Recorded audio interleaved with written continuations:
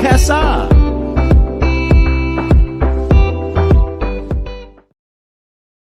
Well, welcome back to another exciting episode of the Justice Planned Weddings podcast TV show. Now, where we bring you everything you need to know to make your wedding day truly unforgettable. I'm your host, as always, Nathan Cassar, and today we're diving into the world of wedding planning with one of the industry's best, Jess Page, the force behind Planned by Page. Now, Jess is not just a wedding planner, she's a multitasking powerhouse. From wrangling toddlers to managing timelines, directing vendors, and even moving furniture, Jess truly does it all. With a vibrant team of coordinators by her side, she's made it her mission to take the stress out of your special day and make it as magical as it should be.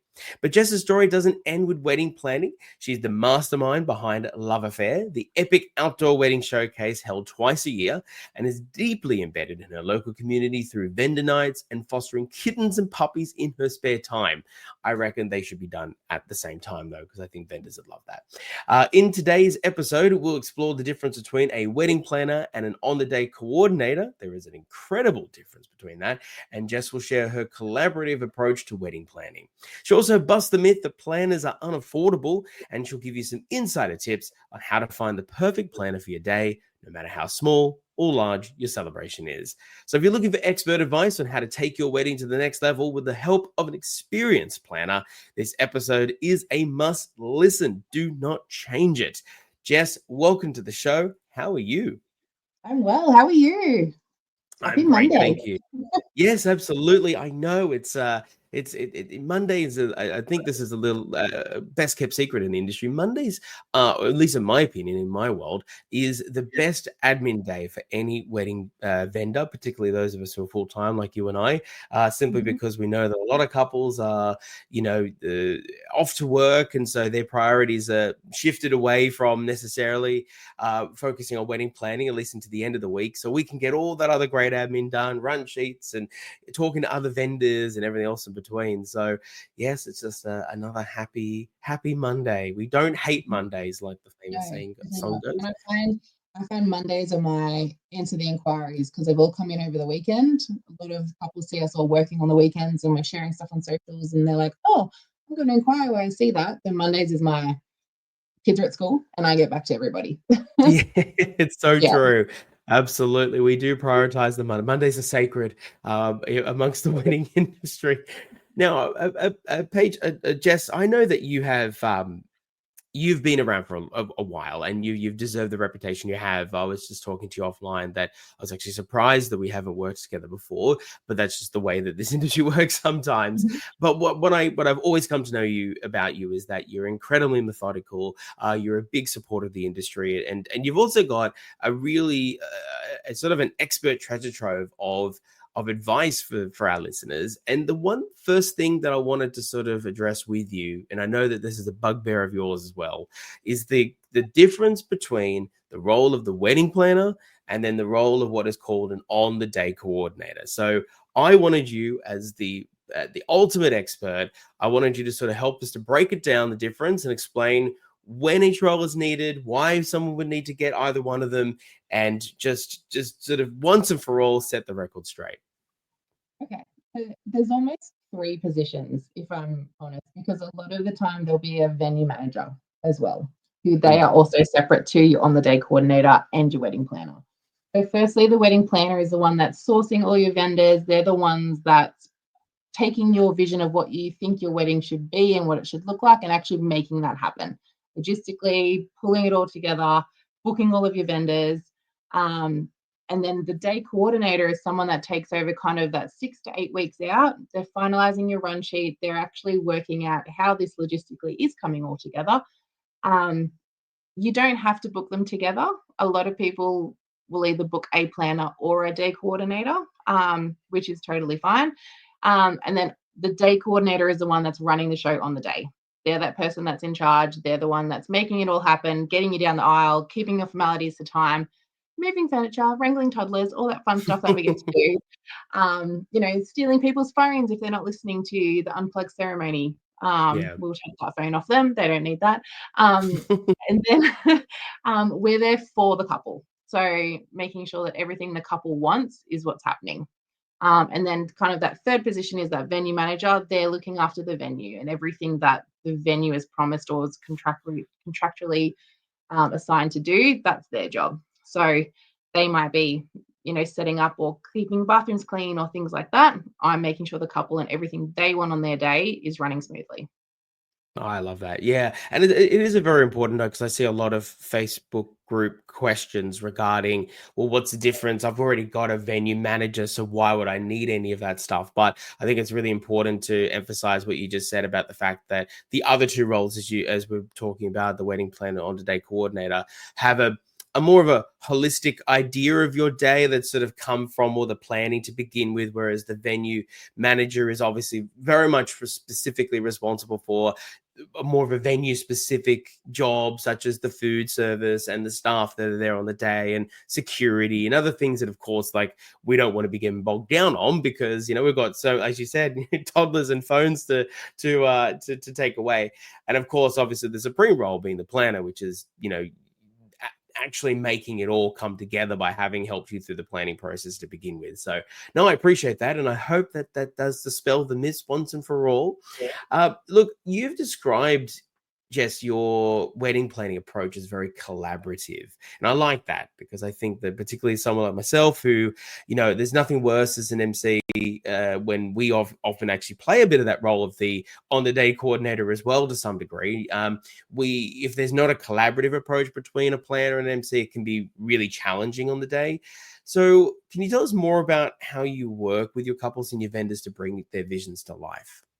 So when I talk to my couples, I think there's this misconception that like, oh, here's my credit card and you just plan me a wedding. Maybe some Heard that planners do it like that. In the That's movies. very American, I should say, actually. I just wanted to interrupt. I know that that's a big thing in the States where you basically just give people your plan as a big bucket of money and say, Yeah. here it is, plan it. I don't want to talk unless I have to make some decisions. That's right. Yeah. Not so much here, correct? Look, I don't think so. And it's definitely not the way that I work. So Sure. I will like obviously talk in depth with my couple about exactly what they want and what they're envisioning, their budget and how we're going to prioritize their investments within their budget. And then I will be like, okay, let's talk about a photographer, for example. This is the budget. This is the kind of style of photo that you want. I'm big on supporting local. So I will always suggest a local photographer that fits their budget, and all their wish lists. Here's option A, ticks all your boxes, usually at the top end of your budget. They're available, whatever it may be. Option B is 80% of what we want. We'll still get you what you want, and then option C is obviously like, here's our more conservative option. And then they can go away as a couple and talk about it and they choose. So I'm essentially, I know how overwhelming Google is, and when you're searching things and there's websites and there's directories and it's very, oh my God, who do I pick? Okay, you're going to hire me essentially to be your Google and just present you 2 or 3 options. This is what I want you to choose between. And then couples go, oh, that was easy. I'm like, yes, but we're doing it collaboratively. You're still getting what you want and you're still making that decision. I'm just narrowing down all of your options to make it easy and stress-free. And that's what I kind of say to my couples is this is why it's collaborative. You guys are still making the final decision. I'm just giving you a limited option to choose from. Yeah, no, I like that. That's definitely, I think, going to relieve a lot of people who are listening to right now, thinking exactly as you described the internet minefield that is searching online and then discovering that there is things like easy weddings and avia directories and there's personal pages and I think also too what makes in their mind the right fit versus the not the right fit. So sort of having you as that ultimate consultant and mentor along the process to help them decide that, I think is really, really critical. I've got a question for you is how do you, and you mentioned, of course, you touched on the fact that you prefer to seek local and to support that, which is fantastic. But specifically talking about the metrics, apart, there's one thing to tick boxes, right? There's another thing to say, okay, there are, in your mind, in your notes, there are 3 local artists who maybe tick boxes. How do you specifically choose and match up those couples? So you're providing them very, the best options possible, not just this smorgasbord of stuff. Oh, yeah, all these people tick the boxes. I think a lot of it comes down to availability, first and foremost. Fair I'm enough. obviously going to present an option that is available. The next thing is, okay, we're talking about musicians. They really want the same musician that's going to play acoustic and then turn into the DJ. One musician throughout the whole day. This is the vibe they're going for. They want, maybe they want a string quartet, for example, throughout their ceremony and their canapes that turns into a DJ. That particular vendor might be a bit more niche than a guitarist, turn DJ. And then I'm also like, what exactly music do you want to play? Are we super upbeat? What kind of DJ do you want? Do you want, what kind of music? And then I'm trying to team exactly what they're envisioning with the right person. So obviously if no one local is fitting that market, then we expand out. Sure. But, coming back to say Love Affair, it's a very supporting local and supporting people in your region where you want to get married. So if you're, you're flying down from Brisbane and we want to get married down here on the south coast of New South Wales, let's pick vendors that live here on the coast. Personally, I don't want to be paying people to come down from where you live. I almost feel like, why would you not get married up there where all your vendors are that you want there? If that makes sense.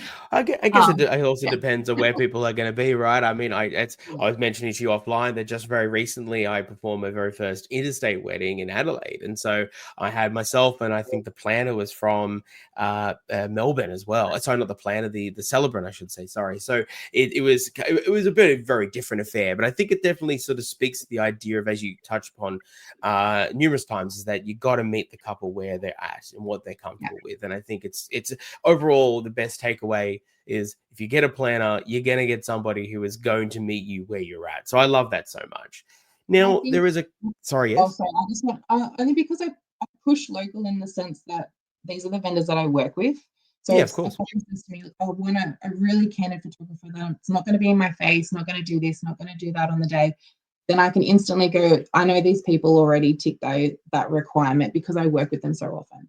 If I am bringing someone down from, interstate or something, that's amazing because it ticks all their boxes, but I haven't worked with them personally, so I'm not going to vouch for them straight up. I'm going to say, look, this is the best option for what you want, but I don't know what they're like on the day.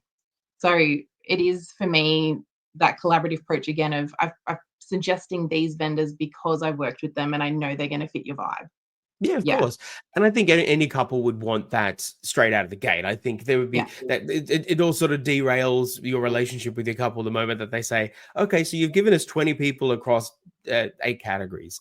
Have you worked with any of them? Or like 2?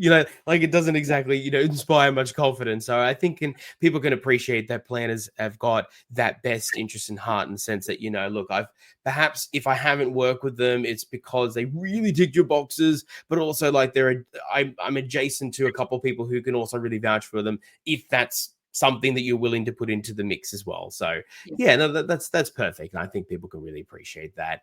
I've got a question because on the concept of budget, because obviously it's a big thing. And I know from the conversations I've had with a number of my planner friends in the industry that there is this sort of reshuffling perhaps of people's concept of, well, if I can save some money, planners are apparently only for people who want Carl Sanderlands' wedding, and like there was some other person was recently announced as a celebrity that's getting married soon, and then so I think it's Paulini, I think, is getting married very shortly. So it's like wedding planners must just be for those people, but that's not true, right? No. I mean, by all means, there are very luxury planners out there that will chew up a huge chunk of your budget. But then you have other people, like myself or Emily that we spoke about earlier. I would rather be affordable and be able to give more couples a planner or the help that they need. So like I have packages that start from $1,500, which in the grand scheme of a wedding budget is not a huge no, it's investment. very reasonable. Yeah, absolutely. And that might just start them off and get the ball rolling for them to then take over. Or maybe they're halfway through and they're like, we need help. We can, we need someone to step in now. I've booked some big stuff, but I'm stuck. That's where little packages like that come in handy. So everyone's budget's different, and I'm always happy to work within constraints of what they've got. And then sometimes planners have specials, if a certain photographer gives 10% off because it's my couple, or they get a discount midweek because they're my couple, or anything like that. just extra bonuses, I guess, that vendor So that's friends work in that together. concept of being able to save money. It's those relationships that you've also set up over the course of time that many other planners would also have too. That Yeah, potentially by leveraging that, that's that relative cost that people are thinking is an additional cost just to have someone to lock people in and search on Google is right. actually more or less actually unlocking different exclusive discounts and partnerships that would not normally be there. Yeah, sometimes we can save you money by paying for us. No, I love that. No, and so they should. Yeah. I think it's a great high point to highlight because I know that at the end of the day, everyone's even with the interest rates at the time of recording, just going down at this time and have been passed on. I mean, there's still a lot more work to be done for the stability of the Australian economy. So definitely, Mhm. and wedding costs continue to go up. The average cost went up another couple of grand from I think it was like 32 to 36,000 or something. So at the end of the day, it's nice to know that that planners are going to have that vested incentive to yes do a service but also want to pass on as many savings as possible. Yeah. Now when it comes to picking the right planner, because okay, we've talked about how you pick the right vendors once Mhm. you are their planner, but Yeah. then let's take one step back for a second. What should people be looking for in picking there? I say yep, I want to pick a planner. Who do I pick? Because I'm still overwhelmed. So, like, how do they pick the right one for them? Obviously me.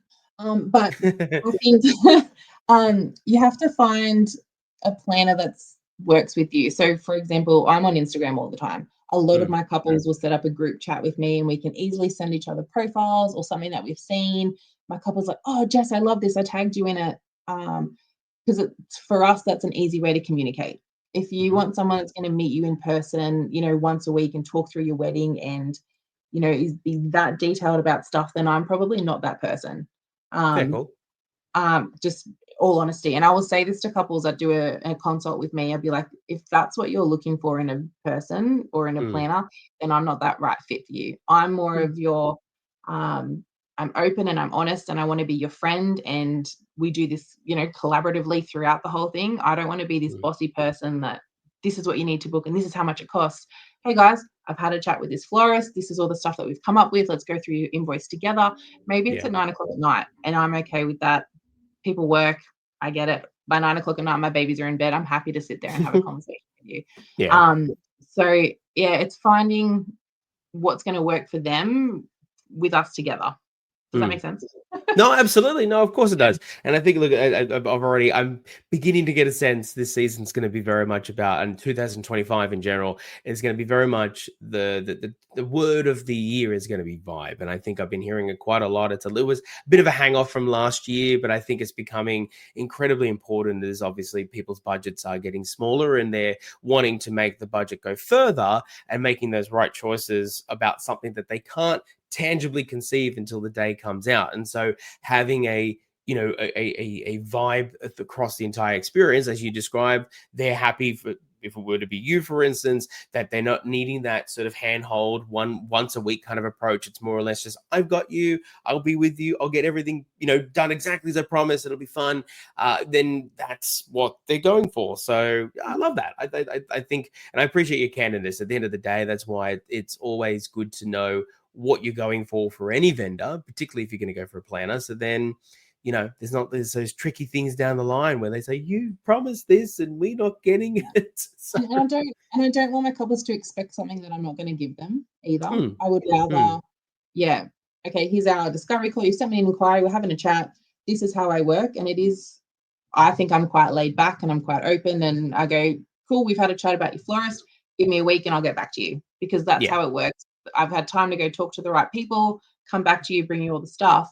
I don't want to be like, oh, I'll send you quotes tomorrow because I know it's unrealistic and I don't want yeah. you to have the wrong expectations. So, No, of yeah, course. if Absolutely. that's what they Yeah. want, you got to find that planner that's going to be like that.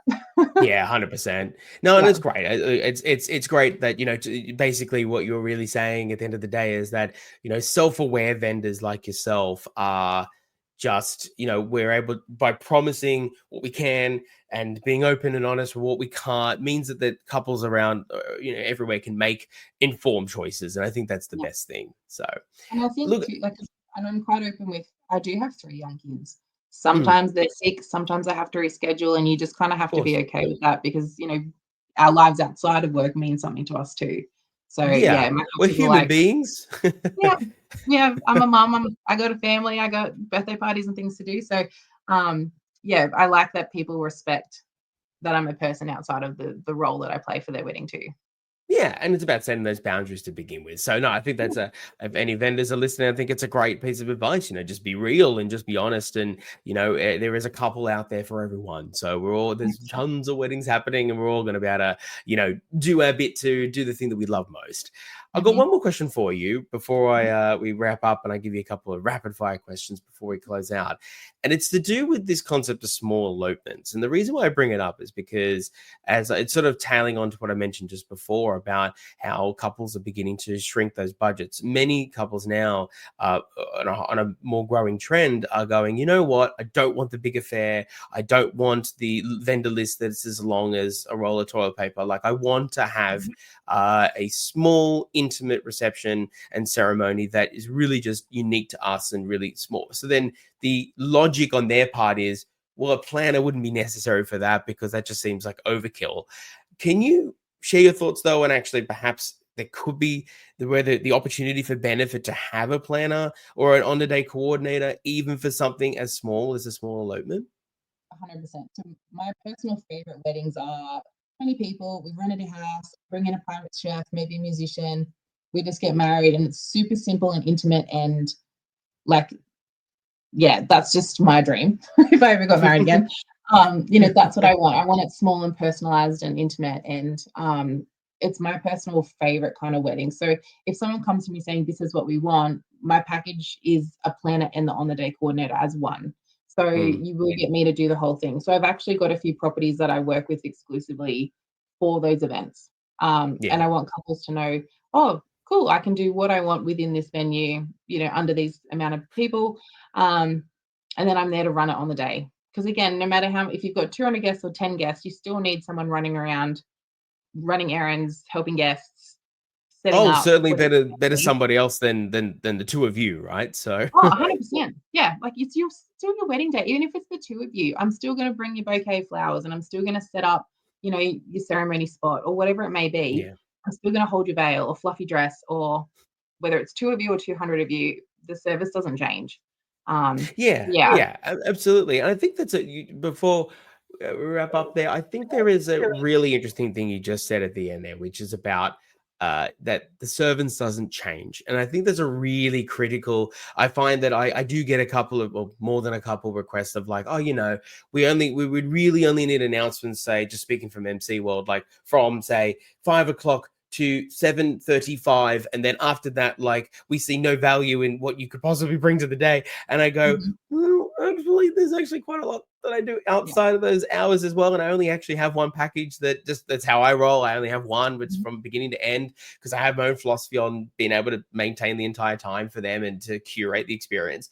But there is a misconception that, oh, if it's smaller, then therefore like our effort and the money we're being paid is somehow going to dictate the level of service and quality that we provide. And I think I would love to smash that myth along to emphasize what you just said there, that we are not downsizing the way that we approach these and our enthusiasm just because it is a quote unquote small wedding. Yeah. And sometimes the small weddings are more hard work than the bigger weddings can be. Like, True. it's not, yeah, you still get me 100% no matter what kind of wedding we're having. Yeah, no, I love that. That's fantastic, and I know certainly from the reputation I know of you that there is certainly no compromise of quality for any size wedding that you do, or any couple or any place you do it. So it's great that you're a vanguard of that sort of real strong principle, going forward. Look, we've run out of time, but I do want to know a couple of things first, because we ask a couple of questions at the end of the episodes that you are not privy to beforehand, but I'd love to get your immediate first mind response, whatever comes immediately into your brain. And seeing as you're a planner, I think you're going to be perfect to answer this question. What do you believe are the top 1, 2, or 3, depending on whatever comes to mind, top industry trends you're going to see this year? Hopefully smaller weddings. Just Okay. because I'm here. I think more entertainment, not just music, but other things, whether it's a magician or a live artist or something like that. And hopefully we're going to go back to more personalized decorations, or more meaningful to the couple, not so Instagram worthy stuff. I think you are absolutely on the money. Yeah. I've begun to see that kind of trend towards the end of 2024, and I think it's really ramping up. I mean, even for what I'm Italian Maltese, so so European-based weddings, as you know, often are seen as meant to be you're expected to have larger guest counts, but yet at the same time, I'm often doing now like couples are insisting on 120, which is like the grandparents are having like absolute fits about how small that is. Australian couples listening right now are like, oh my god, 120. But that is considered small. But you're right. I'm seeing those other two things as well. Even like, for instance, that I do 75% of my weddings. I have games and activities that I personally host alongside, as you say, the live artists, the caricature artists, and the magicians and all that. I think you're absolutely on the money. And I got to ask, what is the funniest moment that you've had in your role to date? I had a groom recently have a nervous nosebleed. So he's standing at the end of the aisle, ready for us to walk down, and there was blood. So yeah, I found it funny because I was like, he's just been stressing all day about, is his suit ready, and is his white suit ready, and he's ready, and he's ready, and the next minute we're like, oh no. Obviously, we didn't laugh at the time. We laughed. No. One of those laugh at it afterwards kind of stories. Yeah. But again, that's what you need on the day coordinator for, to save the day in that moment. So yeah. Yeah, no, you're absolutely correct. Just to rush up and be like, hang on a second, hold the video. Got to wipe it up. I got my bag of tissues and ready. Oh goodness. Well, I'm glad that it all worked well though. You said I do, and all signed up and happily married. Okay. Yep. No blood on your shirt. We're good. Good. Oh, well, it's a perfect outcome then. Well, Jess, we've run out of time. I could, of course, talk with you. There's so many things to unpack, particularly that you've got another fantastic Love Affair showcase coming up. So I'd love for you to tell the lovely folk not only how they find you personally, so they inspired to engage your services from small to big wedding and everything else in between, but also please do let our lovely listeners know about the Love Affair showcase coming up as well. So you can find me on Facebook, Instagram, Plan by Page, or www.planbypage.com.au. Flick me an email or a message. I love to chat weddings 24/7. And it's loveaffair.com.au. So our next one is coming up at the end of June in Berry, down on the south coast. Outdoor, epic, live music, runways, food trucks, caravans, cocktails, the whole thing. Don't miss it. It's a gorgeous part of the world too. I mean, the what I recommend if people do end up coming down, that they come to the showcase and see if you can just sneak in sneaky at the donut truck in the main city, because I know I went there last time and waited literally 45 minutes just so I could get these donuts, and it was very much worth it. So they do Nutella now. Yeah, I know. I know the menu is just getting better and better. More reasons to go down to Berry. Well, Jess, thank you so much for your time. I know that you're incredibly busy, and so I will leave you to those inquiries and all the 24-hour chats of weddings with your couples. But thank you so much for your insights, and I genuinely look forward to crossing paths with you soon. Thanks, Nathan. We'll talk soon.